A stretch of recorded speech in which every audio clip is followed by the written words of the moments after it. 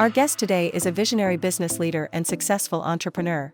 She has built multiple thriving ventures that beautifully integrates her faith and inspires others through her work.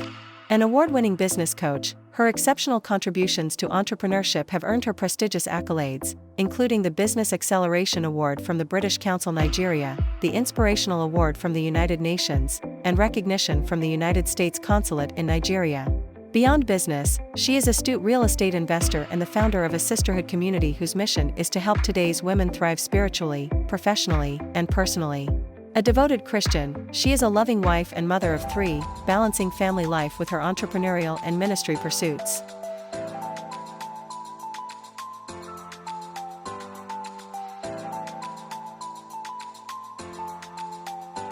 Great! Our guest today is none other but the very, very, very, very, very popular Bowale.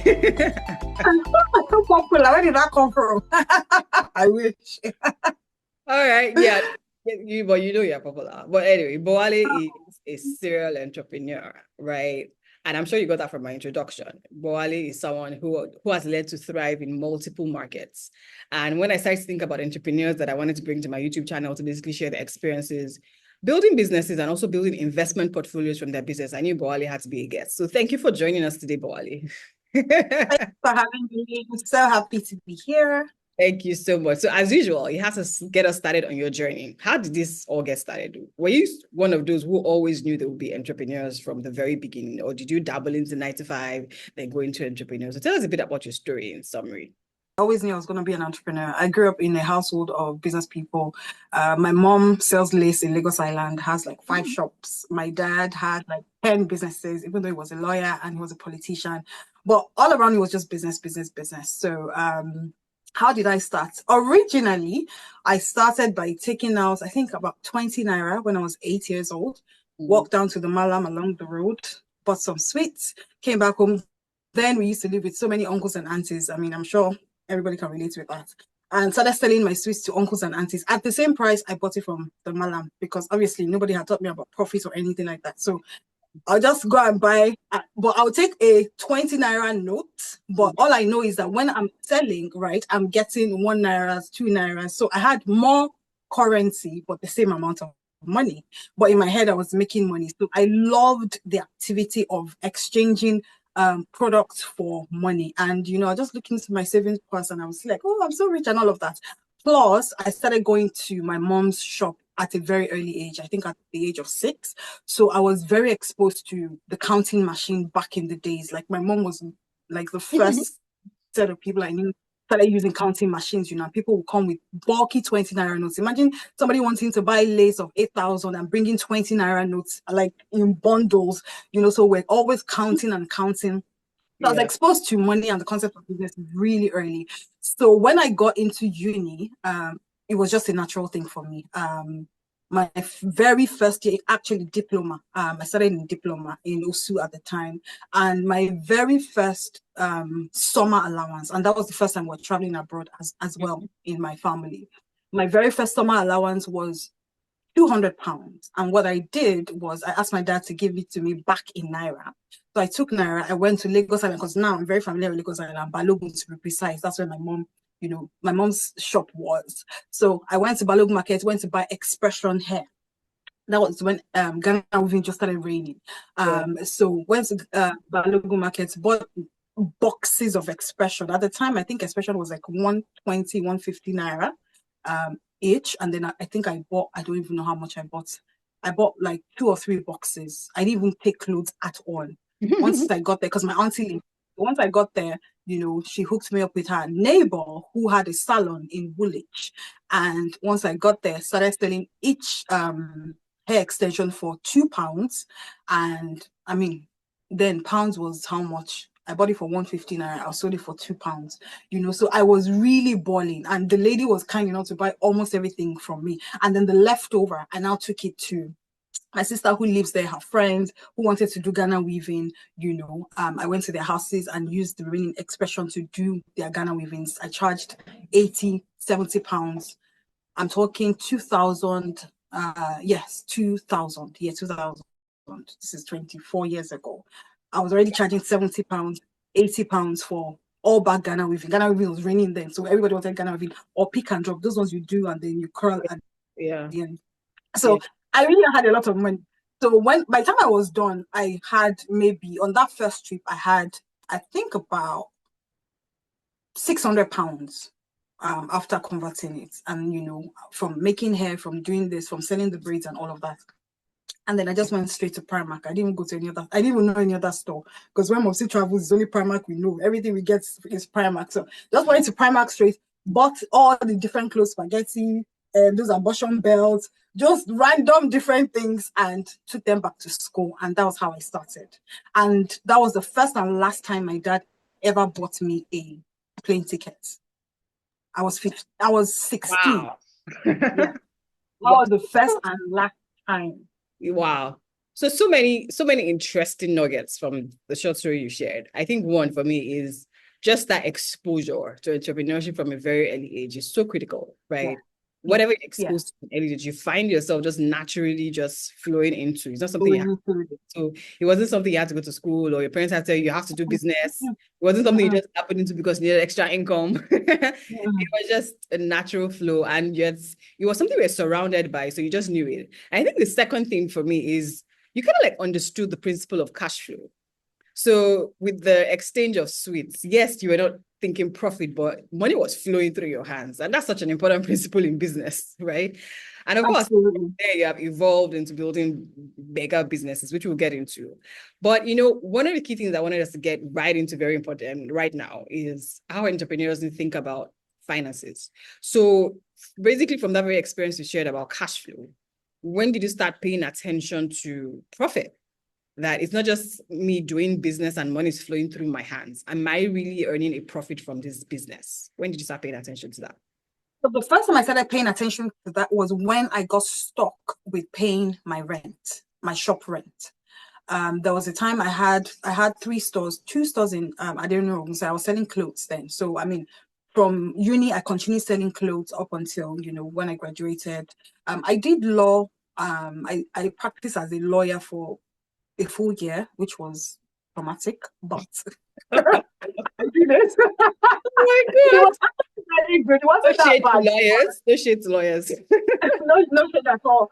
It was actually very good, because I remember on 2 occasions, the judge at the bar, I had to ask me, how many years are you at the bar? Because you're really, really good. This was me in open court. In fact, one of the lawyers went home to tell my dad that, he saw your daughter and the judge praised her, blah, blah, blah. But I said it was traumatic because I had to sit still. I had to read. I had to research. It was out of place for me. But because anything I do, I know that I have to be excellent at it, right? I just had to do it well. That was traumatic. So I had 2 stores at Adeniran Ogunsai and 1 in VI. And my rent was already entering into 8-10 million, putting everything together.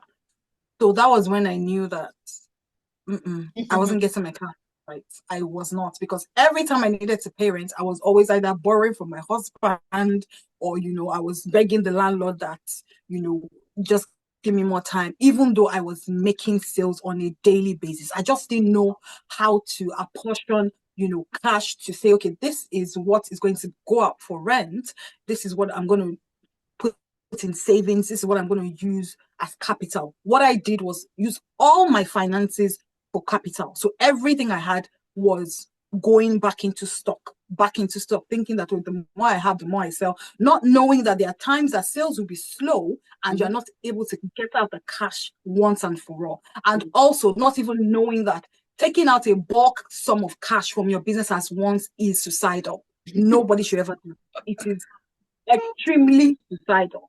So that happened for about a year or 2, and I had to sit myself down, like, look, you are doing a good thing. You're not lazy. Sales are coming in. Your books are, getting better. But you don't have cash in the bank. What exactly is going on? So I had to understand that I had to appropriate, and apportion my cash. So what I started doing was every sale on was Thursdays, because Thursdays was sanitation. So every sales on Thursdays, I will put it into savings and I won't touch it at all. So that, because sanitation, the day starts at 12 noon, the sales are not so much and all of that. So I knew that every sales on Thursday was going into a separate account, right, that I won't touch. I will use it for bills. So rent, this, that, and the other, not touching it for anything else. And by the end of the year, I had saved way more than what my rent was supposed to be. So that was the simple thing I just needed to do, just to understand what my cash flow was and how to save or put some aside for important, expenses. Yeah, I mean, fantastic, because that's like a classic masterclass on budgeting, really, and which is what a lot of business owners need to realize. It's not just about cash flowing through your business. It will be with your expenses, and you have to keep borrowing cash. Then what's going on here? And it was a wake-up call for you. And I know that you also have to evolve beyond that, right? At what point did you start setting clear goals for your business to say, okay, it's not just, okay, cash went through our bank account in millions, right? What have we actually earned in terms of profit? What is our goal? And then what do we work towards? When did that happen for you? So for me, it was when I realized that I had done business for many years and I didn't have anything to show for it. I was going through the motions. It was activity after activity. And I'm like, okay, I've done 5 years. What do I have to show for it? So I have when you say something to show for it, what do you mean specifically by something to show So for it? in terms of tangible assets, what has my business done for me? Basically, I've worked for this business. I've slaved over the years for this business, but the business is not giving back to me, right? Apart from the usual, I'm buying fuel in my car, I'm doing this, I'm doing that. So I needed to sit myself down and say, look, there has to come a point where something is showing for us. Because my contemporaries in 95 were buying cars. They were, of course, getting loans to buy a car. Some were, if they were able to get houses and all of that. And I was looking at myself like, okay, let it not be that my efforts is in vain. Let my enemies from my village over my story, So I had to put myself down again and say, look, the evidence that I'm doing something sensible is that I need to have something tangible to show from all of these activities. So for me, I knew that it was time to focus on my profit and start actively taking out my profit to invest and not putting the profit back into the business and just slaving away for the business. So I had to understand, I had to start doing my calculations that if my profit is 100%, 120%, I was very intentional about my profit. I wasn't messing around. I wasn't doing any 20, 30% margins. I'm not here for, I'm not a charity business. I'm here for business.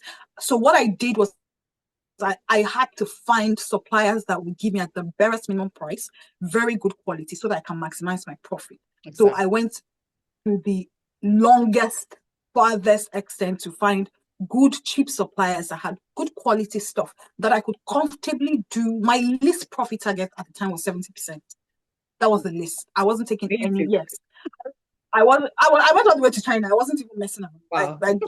When I started from UK, then I went to Dubai at some point, and I went to Turkey, I went to America, but I was like, you guys are joking. I need to get to you people supplier because I need to cut out the middleman profit so that I can have the profit and then, build something for myself. So if you are looking to, the first thing, if you're looking to make something sensible out of your business, look at your profit.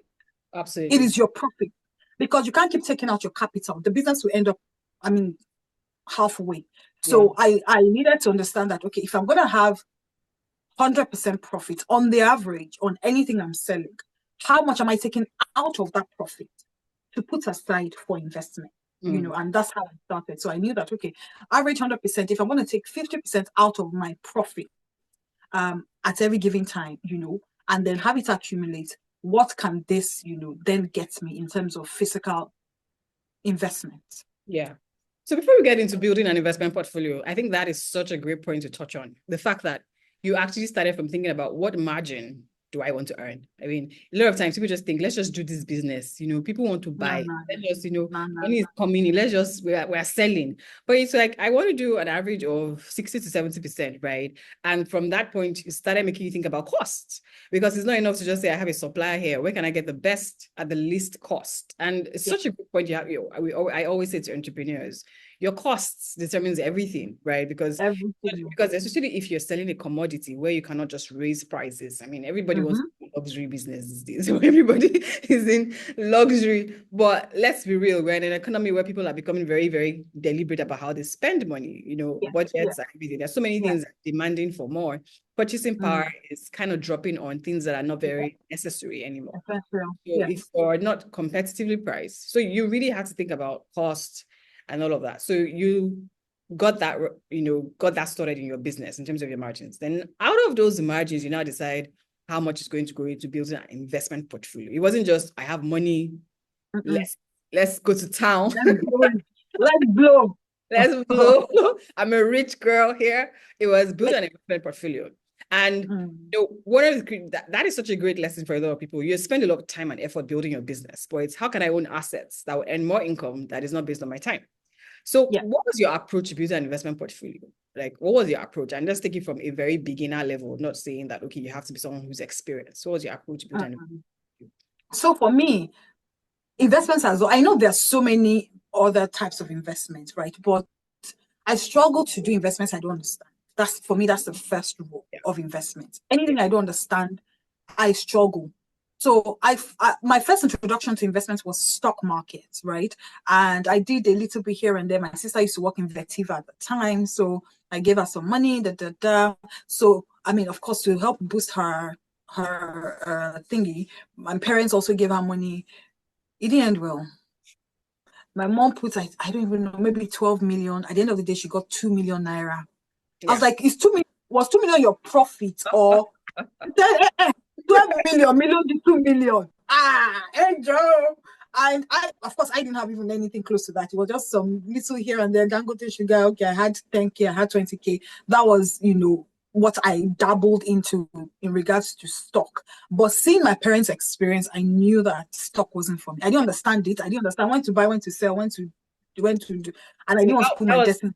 That was your first lesson in high risk investments. I mean, your business is already. I didn't know what called high risk. I just knew that. Stay away. Your business is already enough risk for you, right? Exactly. Yeah. So I'm sure I still have money somewhere, somehow, in one of those things. I don't even know what certificate. I don't even know how to claim anything. But I was sure that the only thing I could understand was land. It's and when I wanted to start, it was really very daunting. It was very, intimidating because, of course, you have to have a substantial amount of money to do it well. So I don't have the answers to everybody's problems. I can't really tell you, this is how to start when it comes to land. But I know that at some point you were doing a joint thing at the time where people would pay 50K every month for the span of 2 years and then acquire land. But I went through a different approach. So it was me and my husband this time. Me and my husband, when it comes to money and business, we are partners. We are not husband and wife. We focus because the thing has to be done. So our very first landed property, we bought it somewhere around LBS. And at the time, LBS was far. As in, I'm talking 15, 18 years ago now. No, not 18 years. No, it was when I got married. I'm talking, about 14, 15 years ago. And LBS was really, really far. So we bought the land for 7 million naira at the time, right? And it was a combined effort of, okay, this is what I can bring out of my business. This is what you can bring out of your business. Let's buy the land. And, that was how we got started. And of course, over time, we started buying here and there. Got friendly with some developers where you're able to pay, little by little and all of that. And really, that was how it started. But for me, the biggest thing with investment is landed property for me personally. And there's many other things for many people, but for me, it's landed property because it's tangible. I understand it. All it has to, as long as you've done your search, you've done your due diligence, you can go for it. But that land, we eventually lost it. I don't know if you want to hear it on this call or not, but we eventually lost that land. Wow, tell us quickly about it, because that also shares about the risk of investing, right? So even with land, I guess there's also context with Nigeria or Modile. What's your issues? Tell us about it briefly. Okay. So so we bought the land. Actually, we bought it from a lady who worked in Total. So we thought it was legit. It was from her, what do they call those things? Cooperative. cooperative, yeah. So she bought 2 pieces of land. So we bought one of her. So we thought we were protected and all of that.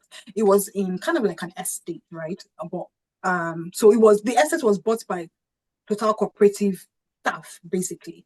So yeah, we're paying. There was one guy who claimed to be the caretaker of the place. We're just paying him once in a while, every month, just look after the land, blah blah blah, all of those things. Only for us to wake up one day and we heard, the guy calls us and says, I wish come and quickly fence the land.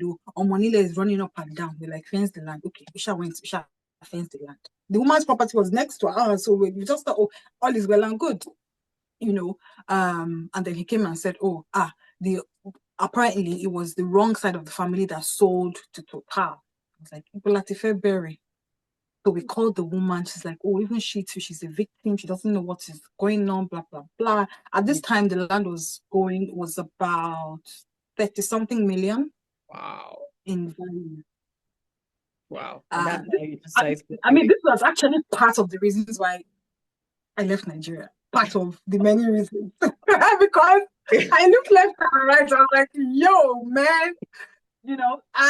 So she was like, even her, she's still, talking with EFCC about it, blah, blah, blah. After like a year or whatever, they gave her somewhere close to Ogun State, one random land. I was like, okay, so us and the family doesn't even know us, so they don't even have anything to do with us in the first place. Wow. Yeah. So, of course, me and my husband prayed about it, and we were both feeling, we did a little bit, go to land grabbers, blah, blah, blah, but obviously there was nothing came out of everything. Yeah. And we just sensed the peace to just let it go. And we let it go. But now we have how many properties in Lekki, Ikoyi, and all is good. It was for me, it was important to share that, to say that, look, sometimes it's not all rosy. Right, we all know the risks of investing, much more in an emerging market like Nigeria. So yes, it's not just okay to just think that, because I have money now and I want to buy land. You also have to get some people that know what they are doing, and sometimes the stories we share help other people know how to think about investing and how to approach, and how to avoid a lot of this risk. So it's important for us to share the stories so people actually know that yes, it happened to people like us, right? But thankfully, that did not stop you.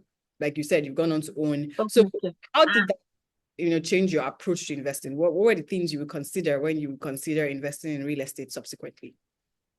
So the first thing was, don't buy empty land. For me, I as lame and dumb as that sounds, I don't know if that makes any difference, but don't buy any empty land, because I just assume that once you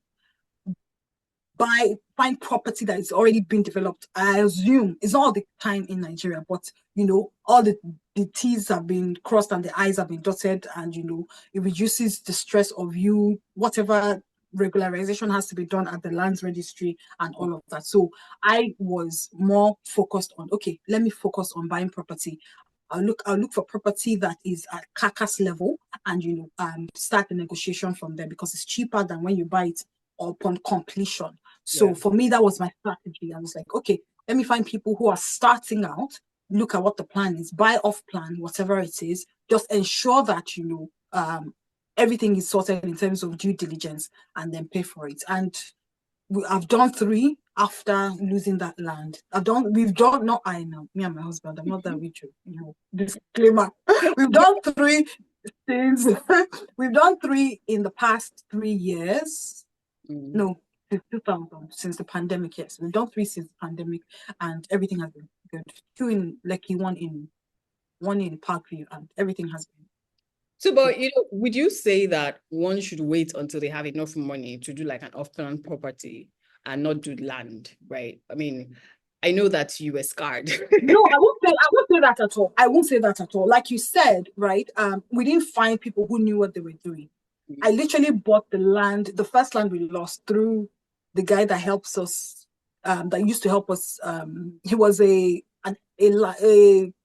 estate agent. He didn't know anything about land. So we literally entered with our eyes closed. It was the case of the blind leading the blind. So I would never say, go into finished property. I can say that because, I was fortunate enough to have the money to do that. But for anybody starting, I will say, go with someone who knows what they're doing. I Yeah. use an estate agent to buy land. That was a foolish decision on my part. You know, we just, okay, who do you know anybody wants to sell? Oh, we found somebody that wants to sell land, blah, blah, blah, blah, blah. We didn't do our due diligence properly. We just maybe saw one documentation and we thought it was fine. We didn't know that there was contention on the property and all of that. So for me, that was the mistake. But if you want to start, please, by all means, start with, you know, buying land, because it's easier. You don't even have to build on the land. Like I said, after how many years, the property was what, ×5 in value. And yeah, exactly. So even if you don't want to buy to build, buy to resell in whatever, just keep it as an investment. You know, buy to sell at whatever point, when you can then use the money to buy something else. Yeah. I mean, so many stories about investing in real estate in Nigeria, and I think that I have had personal experience as well. But one thing I would say is, please work with experts. Like, don't even make a mistake. When I say expert, I don't mean an estate agent, because sometimes some people, they're agents. You want to work with a surveyor, you want to work with a developer, a registered developer. You want to take those documents and go and check them in the Lagos State records. And you heard the past stories of Lagos State even reclaiming land, because the truth is, fundamentally, the government. But if you're not familiar with the plans for the state, might not only be Lagos State, you might think that this land is available. And then when the government comes knocking 10 or 15 years later, you're like, oh, but I've built my house, but they can break it down. We've seen that happen in Nigeria. They can, absolutely. So you make sure you're working with people that know the plan and know that, okay, here there might be issues. So please, very, very important. That's such a critical. Very critical, Lord. Don't lose money. Very critical, right? So with your experience investing in Nigeria, building a portfolio and seeing, of course, that portfolio increase in value over time. I mean, you already said it. I was hoping that we'll keep that later. You now decided that you're now going to relocate. Like, it was time to leave the shores. I like to leave, bro. Yes. This is why I really wanted to bring you on my YouTube channel, was just to also share that beyond doing that in Nigeria and thriving, building a business, building an investment portfolio, right? You started in a new market, right? So it's not just, oh, I left Nigeria and then I'm in a new country, new market, and I'm lost. I can't restart, right? You can't split that reset button or even build on what you already have. So as an immigrant, tell us, what was your first experience coming into a new country? What were the first things you decided to look out for and think about?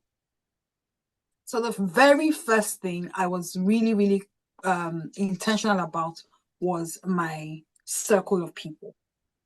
Everybody, I'm gonna say 90% of people that come here from Nigeria are going into one line. They all have one mindset. They are all, it's basically the defeated mentality for me. And I'm like, yo. Like, everybody say, oh, you can't survive in the UK without with only one income. You have to do multiple jobs. And I'm like, okay, this is strange to me. What's going on here? So the very first thing I was really, really intentional about was the circle of people I hung around. I mean, I met a lady one day and we were talking.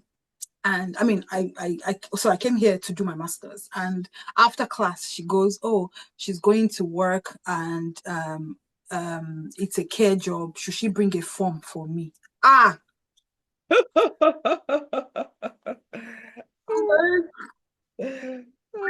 can't even deal with my own children. Let's talk of mom, no anybody. This is not to look down on anybody or any at all. I know myself. I know what I can do. Not that I cannot do menial jobs. I can do menial jobs. Throughout my uni days, I worked in McDonald's. My daddy would come and tell me, you can't do this. You are the child of a senator. I said, no, sir, I'm going to do this. I worked in McDonald's. I worked at stores. I worked in Primark. I worked in many places. So it's not to look down on anything. But at this stage of life that I am at, I knew that, look, I'm already middle age, and how much more do I have left? I cannot hang around people that have small mindsets, and I needed, to thrive. So for me, it was a personal, I was on a personal mission to break, the narrative. I didn't want to be an immigrant that came here to hide I didn't come to hide. I left Nigeria because Nigeria wasn't working, not because, I came to hide myself. I left Nigeria because of the safety of my children, safety of my life, safety of my investments. Because by the time I was leaving Nigeria, I'd already lost 2 properties.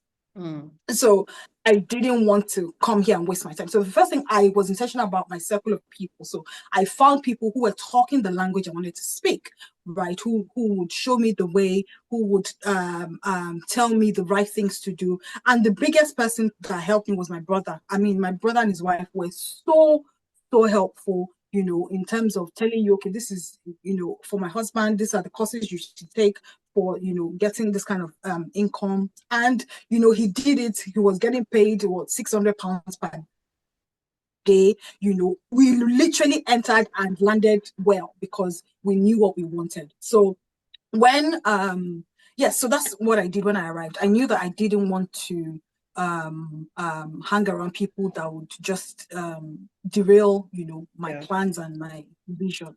Yeah. And then the second thing was to have a plan. Okay, now that you have the right set of people around you, what is your plan? What Mhm. do you want? Of course, again, I brought my whole landed property mindset here that, okay, I need to own land. But coming here, you can't just buy land cash, right? You needed to go through mortgage, and of course, Credit just score. landing. Yeah. Yes, just landing. I didn't have any credit history, didn't have that much or anything. So what we did was to liquidate some of the assets we had in Nigeria in terms of so not just landed assets now, some of the other things we had in Nigeria, and then bring the money bulk here to buy something small. So we started with a small 1-bedroom apartment, right?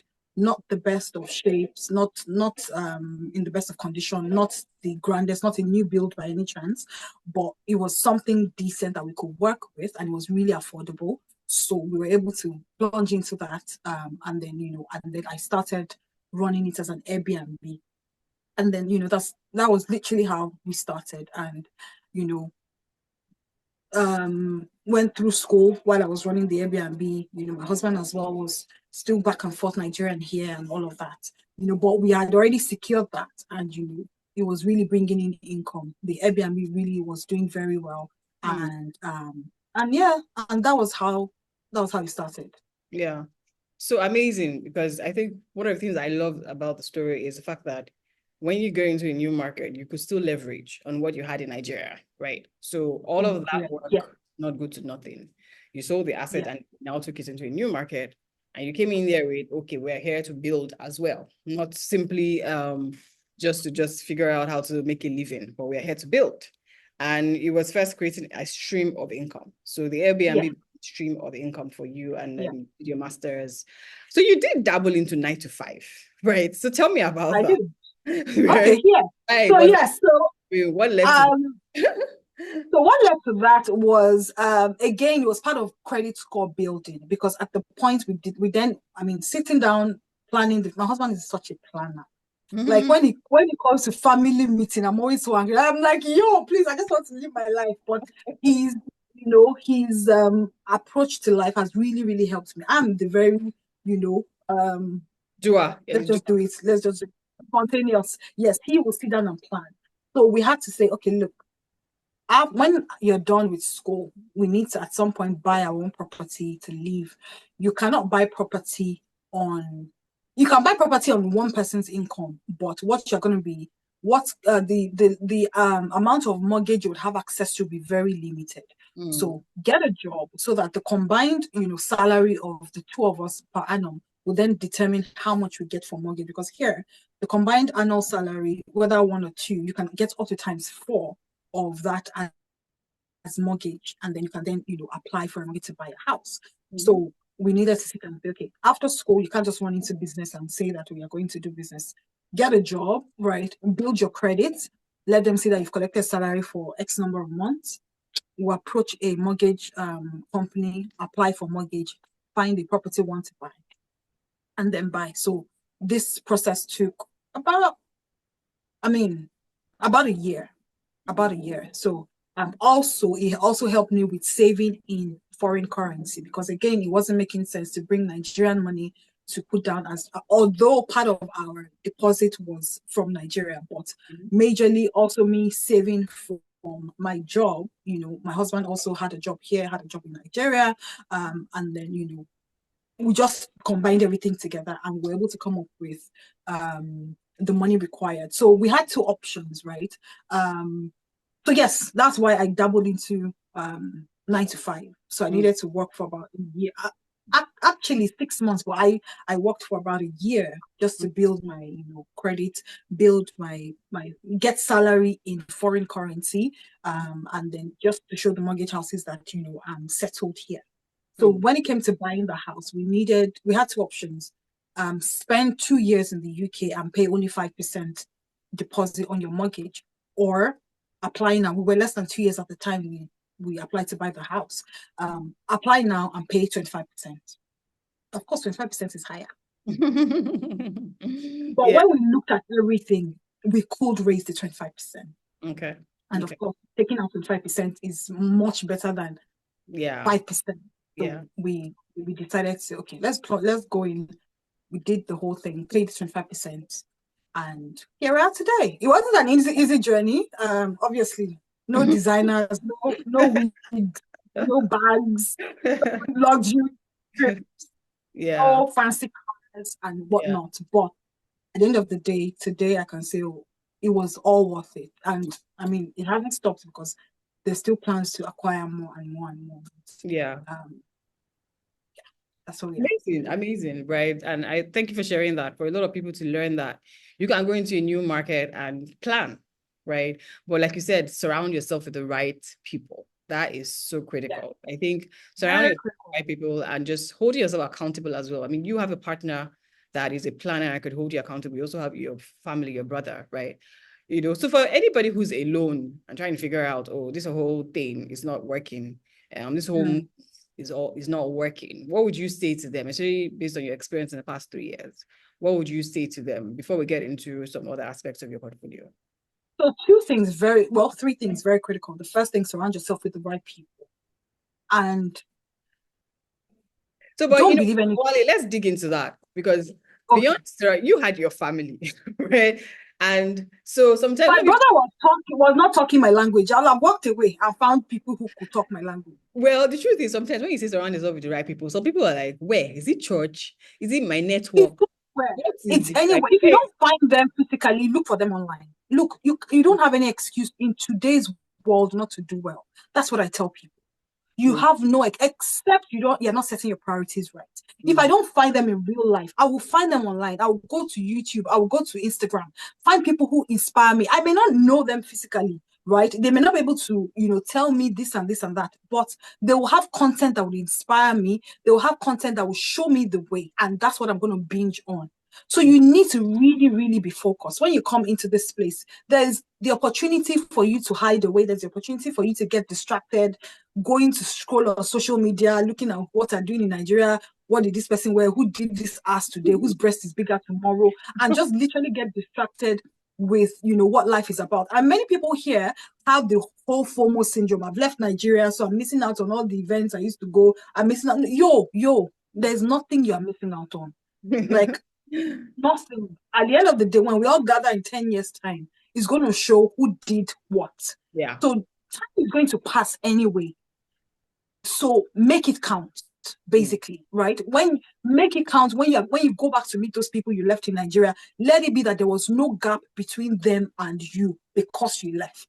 So you may not know the people. Look for them online, YouTube, Instagram, everywhere. You will find inspiring things, that will lead you along the way. That's the first thing. The second thing is live below your means. I beg you in God's name. Look, way below your means. When we were getting this house, right? I wanted the bigger house, of course. I wanted the nicer, this one, garage, that. But again, my God-sent husband brought me back. Our combined income could get us property of at least 500K. My husband said no. We went for half of that. Wow. That's long-term thinking. Yes. So because I was like, no, my salary. Look, I don't have that salary today. See what we have today. Wow. Do you understand? Because I of course I left the job. I'm now doing my own business. But at the time I was thinking, our combined income can pay the monthly mortgage. He was like, no, any mortgage you are paying must be able to come out of only his own income. Wow. So that helped us cut down on many random things. And not like I'm suffering today. Yo, I have my nails done. I have my hair. But I'm just saying, like, we didn't go to the extreme end of suffering. No, we just kept things minimal, simple, and moderate. Bowale, you know I'm going to dig into that. That is such a great point. I have so many people, friends in not just in UK, in Canada, in US, and they talk about this whole thing. You get into a new country, and because there's access to credit, right? That credit, it can be a huge trap. And I just love how being very real. We're like, look, we could have taken this decision to live in a bigger house and say we've arrived, but we decided to half it. Not because we can't afford it, but we're like, we need to think long term, right? And I hear that in so many ways from my friends that live outside the country. Like, they just keep moving from one house to a bigger house, and then you're working 3 jobs, all because you need to sustain this life. Like, what is it?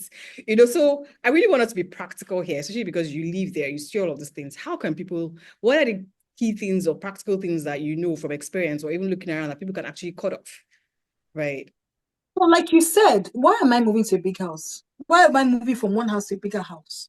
I've not reached my zenith. How old am I? I'm just 40. Why am I leaving my 70-year-old house at the age of 40? There's no point. I have nobody to impress. I have absolutely nobody to impress. Again, it goes back to the people you surround yourself with. There's no way I'm going to be friends with anybody who is changing cars or changing bags and designers every time you see them. If I know you, I will know you. We can never be close, so that you don't put me under pressure. I will not find myself in those circles. Do you understand? It's easy to say, oh, I can't be put under pressure, but no, you have to be very intentional about it. I'm not going to be in the circle of people who their conversations are around, where are we going next for Easter, summer, half term, 6 holidays in a year, and you are traveling for those 6 holidays. Like I said, it's not bad. I'm not there yet. And I know. I'm not lying to myself. Exactly. Truth. Exactly. So I'm not going to make friends with those people with my eyes open. I can know you as an acquaintance. Your life can inspire me, but I'm not going to be there because I don't know your source of income. I'm not downplaying what you're doing. You might be able to afford it genuinely, but I'm not there. So I will not let you put me under pressure. We want to travel. When you enter the plane, I'm turning right. You may be turning left. That's good. My sister, but I'm not there yet. And it's not that when I look at my bank accounts, I can afford these things. I can buy a first class ticket. Well, maybe not first class. I can buy a business class ticket. I can afford to fly 4 times a year. I can do all these things. But in my mind, I'm like, do I need it now? There's a future ahead of me. And I plan to live long, grow old, and be happy in my old age. Yeah. I plan also to give my children a very good leverage in life. I don't want to spend all the money and then leave them stranded. I don't want them to be dealing with student loan. I had my directors who are earning tens of thousands of pounds per month. They're still paying student loans till tomorrow. I think that's crazy. I think that is a death trap because what it does to their mind is not good. I mean, one of my directors that I was close with, he was always complaining about the job. He could not leave. When I told them I was leaving, they didn't believe me. As in, I really astonished them because they were like, how are you going to survive? What are you going to do? I'm like, yo, I didn't buy my sofa on credits. I didn't buy my kitchen items. Everything I own is my own. I didn't even own a credit card. That's the first thing I did for me. I don't own a credit card. My husband is enough. My husband's credit card is enough for us, but we don't even use it. And that's because I was very intentional. So yes, they say come into the country, build your credit, but there are other ways you can build your credit. I built my credit by paying my utility bills on time, by paying your phone bills on time. Those little things count to building your credit. You don't have to get a credit card and put yourself in debt. And if you find that okay, you need a credit card, that's fine. Ensure that you pay, whatever it is you're meant to pay before the end of the month, and then you move. But don't get into the trap of thinking the credit card is your money. You're wearing tomorrow's clothes today. Yeah. You're spending tomorrow's money today. And it's not okay. Yeah. It's a trap. It's literally a trap. You need to understand that it's a trap. Yeah. You are buying what you know that you cannot afford today. So for me, what I'm going to say is, if you're already in it, try to downsize. Try to downsize. There are times in life when you need to disappear from friendships, from society, from whatever it is, so that you don't have to constantly live your life to prove a point to people. Yeah. Right. The first 1.5 years that I moved here, I didn't have visitors in my house because I was not ready to defend why I was living. I wasn't living in a bad house. I lived in a very nice, comfortable, duplex house. I had a nice, comfortable, small car. But I wasn't ready for my Nigerian friends that will come from Nigeria to UK to come and, for on holiday and say, oh, let me come to you. And we can meet let's go to the mall. Let's go watch. Because I wasn't ready to defend myself and put myself under pressure. I could have gotten a much bigger house, so for example, when we came, we got a house that the rent was £900 per month. I knew people whose rent was 2,000, 3,000 per month. I had to tell myself, my house was not bad though. The house I was living before was not bad. It was up and down, 3-bedroom. I had a garage. Well, I had a garage. Yes, I had a garage. I had a conservatory. It was a good house. I had my own driveway with space for 3 cars. So it wasn't a bad house, but it wasn't the best. So I knew that I wasn't going to put myself in a situation where, because I know that somebody's coming for summer next year, they want to come and sleep over. Let me put my husband under pressure. Let's move to another house that's 2.5. Let's shake back.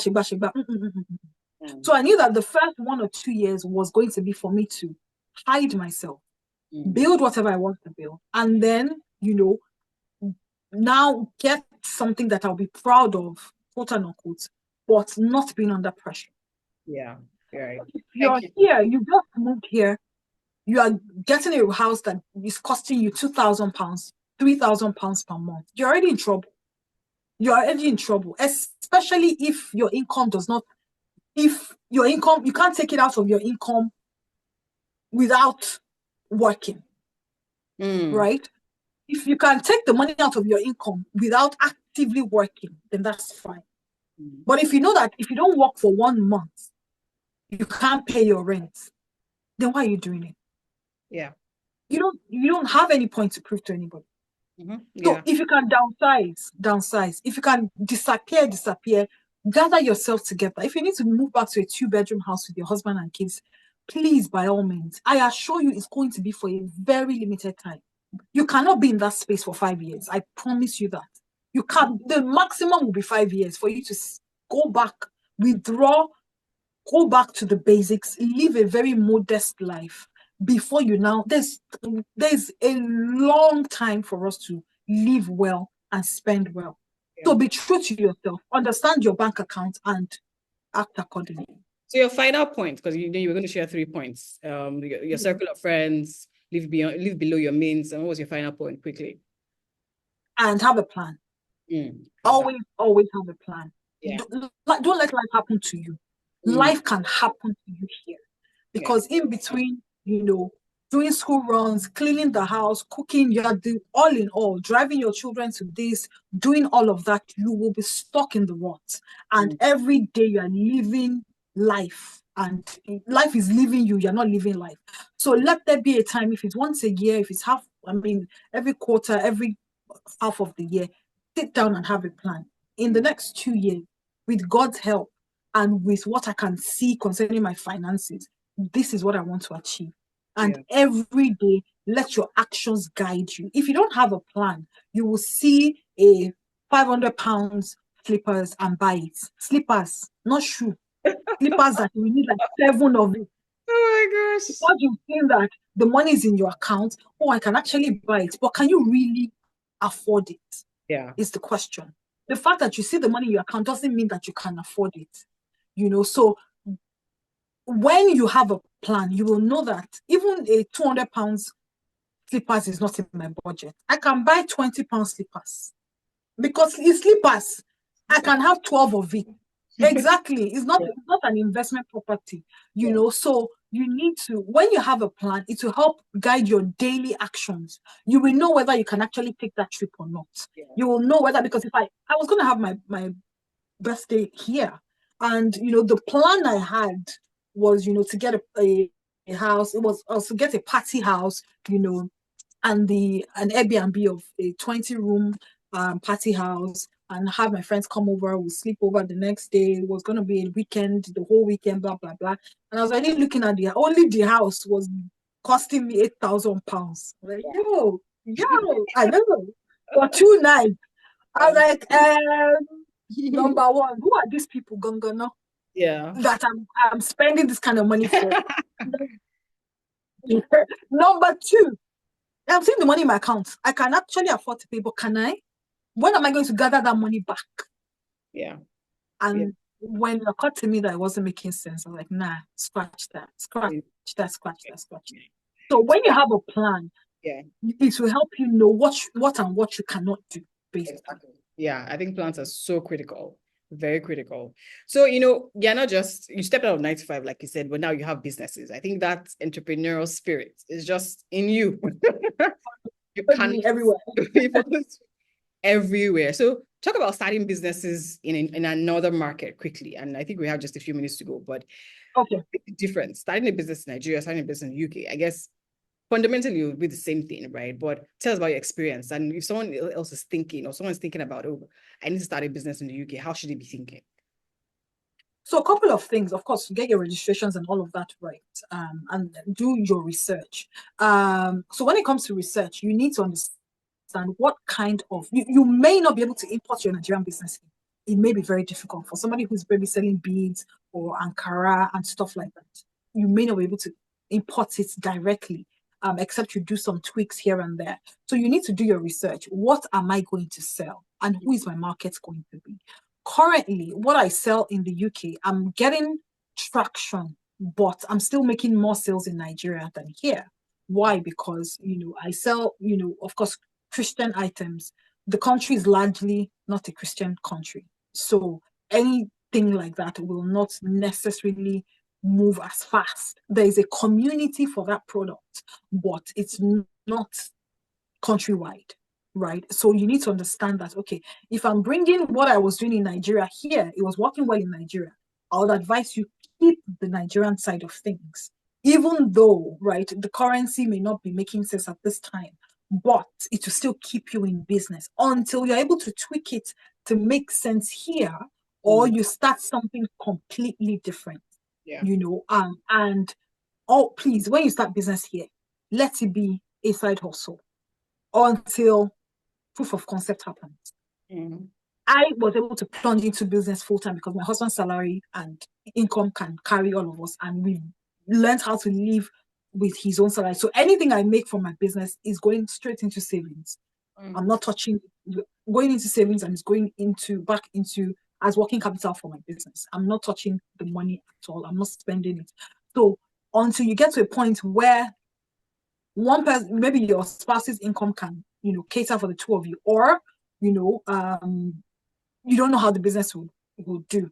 Don't plunge into business full time. Keep your day job and do the business on the side. But understand the market is very, very critical, because even running ads on Instagram here is so difficult. If you run ads and you want to target, United Kingdom, it will be targeting Oyibo people.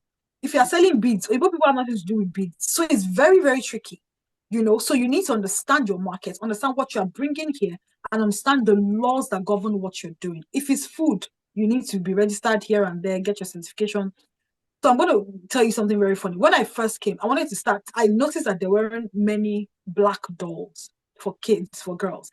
And, my normal business mind, I went to Alibaba, did this, ordered, Shekinikon, got my design right, got the doll, the skin tone, the texture, the hair. I was all and all. I spent about £4,000 on all of this, blah, blah. This was 2 months after I came in, because I saw a need and I wanted to fill that gap.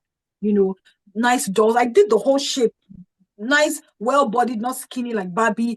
And in my head, I was already dreaming that I'm going to take over Kiniko. I paid for it.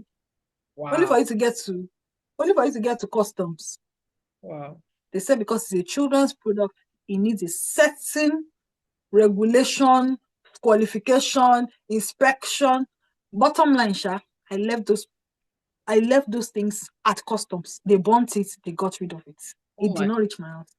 Wow. £4,000 down the drain. Why? I didn't do my due diligence. I was excited about the idea.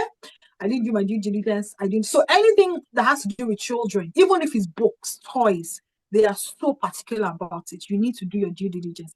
Anything about eating, anything people have to ingest or put on their skin, very critical. You have to get all your documentation right so that you don't get into trouble. So you need to do your research. Research. How can I make it work? Yeah. Oh, wow. I wish we could spend so much more time with you. There's definitely a lot to learn from you, but I know that we're trying to keep this within the hour, but this has been so insightful. So tell us about your future plans, right? I know that, we want to try and inspire people that are like entrepreneurs like you and say, okay, if she's doing it, then it's possible. If she's dreaming about it, then maybe I should think bigger as well. So yeah, if you can, tell us about your future plans. How do you plan to take over? Well, yes, my future plans are, I'm really very interested in acquiring a really large portfolio of property. For me, I'm very passionate about property, also because it's going to help me leave a good leverage and legacy for my children. Yeah. For me, it's them. They are the why, because in today's world, if you leave your child to start from the bottom, you failed. I don't care whatever you think about it. The Bible says that a good man will leave an inheritance for his children's children, right? Because the world will be much more difficult when they're starting out. It's been more difficult. Right now, Gen Zs are not even buying houses. It can't even come to their minds because they can't afford it. Because everything has gone so crazy. There was a time when the interest rate of mortgage in this country was 1%. This was a few years ago. Now we're talking 7%. At some point, it jumped to 10%. By the time your kids grow up, what if it's 20%? I don't know. But when they start out, you giving them a leverage. And it's not about spoiling them or anything. It's just about giving them that spring to, So for me, my personal goal is to have as much property as, I'm not talking hundreds now, but as much as possible to settle, my children, so that if they want to start living in the property or they want to keep the rental income to continue their lives, or they want to sell the property to start whatever they want to start. For me, that's my biggest goal. So once I'm settled with buying enough houses that can sort them out, then I can start flingering. But for now, amazing. Thank you so much, Bowale. This has been so insightful. And I really hope that everybody takes all of these lessons, and I think that we will bring you back very soon because I'm sure that by this time next year, you would have, increased your portfolio. Like, Bowale, come back and tell us all about it. But I'll definitely leave a link to Bowale's businesses in the description below. So please, you can, take advantage of some of these things. Encourage entrepreneurs. We also want to encourage entrepreneurs in this space. And if you can, I'm not saying you should go out of your budget, but if you can, and this has been useful to you and has blessed you in any way, you can also, patronize our business. And I guess they can also connect with you on Instagram. We'll leave your Instagram handle below as well. Connect with her and just, keep learning. And she's someone to connect with and surround yourself with if you are in the UK. So thank you, everyone. And make sure you subscribe if you haven't subscribed. And we will see you. Subscribe. Yeah, please subscribe. And we will see you next week with another guest. Thank you. Absolutely. Thank you. Bye-bye.